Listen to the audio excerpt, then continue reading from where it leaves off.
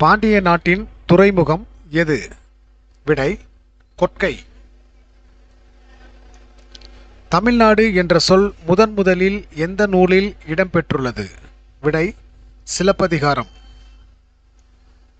திருவள்ளுவர் எத்தனை ஆண்டுகளுக்கு முற்பட்டவர்? விடை 2000 ஆண்டுகள். கனிச்சாறு எத்தனை தொகுதிகளாக வெளிவந்துள்ளது? விடை 8. வள்ளலார் சத்திய தர்மசாலை தொடங்கிய இடம் எது? விடை வடலூர். மாமல்லபுர சிற்பங்கள் எத்தனை தலைமுறைகளில் உருவாக்கப்பட்டது? விடை 4. வேலுநாச்சியார் சிவகங்கையை எந்த ஆண்டு மீட்டார்? விடை 1780. தமிழன் என்ற சொல் முதலில் எந்த நூலில் இடம்பெற்றுள்ளது? விடை அப்பர் தேவாரம்.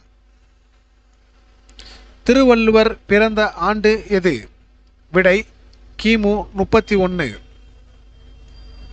கிழவனும் கடலும் என்ற நூலுக்கு எந்த ஆண்டு நோபல் பரிசு கொடுக்கப்பட்டது? விடை 1954. திருவள்ளுவர் ஆண்டு எப்போது தொடங்குகிறது?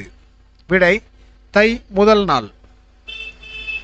காமராஜர் பிறந்த நாளை கல்வி வளர்ச்சி நாள் என்று எப்போது கொண்டாடப்படுகிறது? விடை ஜூலை 15.